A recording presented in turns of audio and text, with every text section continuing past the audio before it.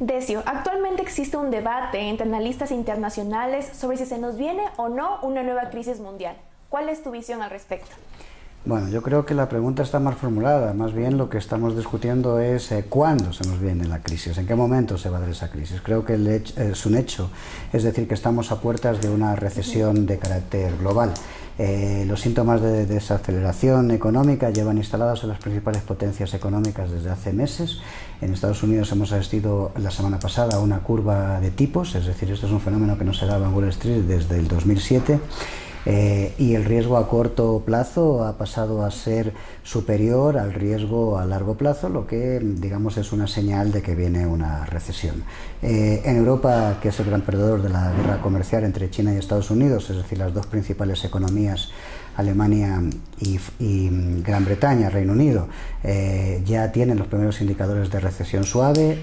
Los informes, es decir, que están haciendo los bancos centrales correspondientes, indican que esa recesión se va a profundizar en el tercer trimestre, en el trimestre en el que estamos. Economías como la francesa o la italiana ya están estancadas, y en el caso de China asistimos al crecimiento más lento, digamos, desde febrero del 2002. Quiero decir con esto de que de alguna forma se evidencia la debilidad de la demanda doméstica en el marco de la guerra comercial con Estados Unidos. En resumen, Brexit caótico en el Reino Unido, tensiones geopolíticas en el Golfo Pérsico, posible ruptura de compromisos nucleares con Rusia, guerra comercial entre Estados Unidos y China, así como impactos derivados de la cuarta revolución industrial, apuntan a unos mercados de suma volatilidad y a esta crisis que se avecina. La discusión está en cuándo asistiremos a esa crisis, cuándo se dará el impacto duro de esa crisis. Y en ese sentido, desde Quilicua, los equipos de análisis pensamos que esto tendrá lugar dentro del primer semestre del año que viene, del año 2020. ¿Y cómo va a ser esta crisis? Bueno, como te decía anteriormente, la crisis va a ser global y el sector financiero va a tener un papel importante dentro de esta crisis.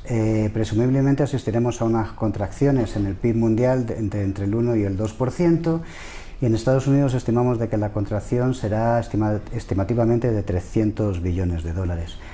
Los motivos son los típicos cíclicos generados por el sistema. Una economía como la norteamericana que roza el pleno empleo, pero el índice de consumo no crece más y la clase media se deteriora paulatinamente. Esto implica una curva de interés, que la curva de intereses es plana, la salud de los créditos se va deteriorando y las empresas no encuentran por dónde expandirse y crecer.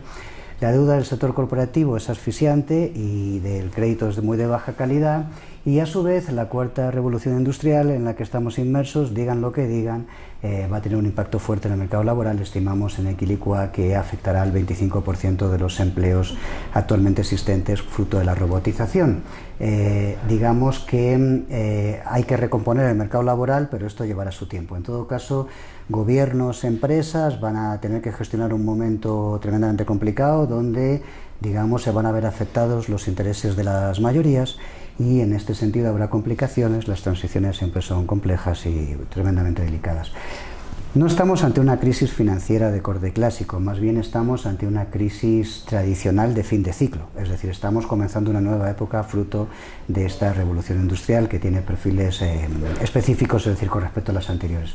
Los sectores económicos y las industrias se verán afectados en su totalidad. Creemos que bajará el consumo en más del 40%, o sea, bajará el consumo y más del 40% de la población, digamos, se verá afectada por eso. La tendencia está enmarcada, digamos, en el aumento de la desigualdad. Es dudoso decir cuánto tiempo va a durar esto, ¿no? Creemos que en este caso la crisis va a ser de onda corta, y eso significa que posiblemente dure la curva descendente entre un año o dos, pero va a tener un fuerte impacto y de alguna forma quedarán sentadas las bases para una futura crisis, digamos, de mayor calado. Esta es la sensación que tenemos desde nuestra firma. Y en este momento concreto, ¿cómo afectaría esta crisis al Ecuador? Bueno, el impacto de la crisis va a ser global, y en este sentido Ecuador no va a ser una excepción. Ecuador sufrirá su impacto también, y digamos, además de esto hay que tener en cuenta de que si la estrategia china frente al incremento de aranceles en la guerra comercial que mantiene con Estados Unidos es devaluar el yuan, esto significará que los productos chinos serán ostensiblemente más baratos. Esto puede significar un incremento de las importaciones de productos chinos en América Latina en su conjunto, en el Ecuador también, en decremento de los mercados nacionales. En el plano político, es evidente que con un gobierno nacional como el nuestro, es decir, que goza de un apoyo, según indican las encuestas, es decir, de entre el 18 y el 24%, una crisis en este momento no le viene nada bien, ¿no? Hay que recordar también que tenemos elecciones en el 2020 y en el 2021 en Alemania y en Estados Unidos, es decir, son dos países donde tampoco les viene nada bien políticamente una crisis en esta coyuntura.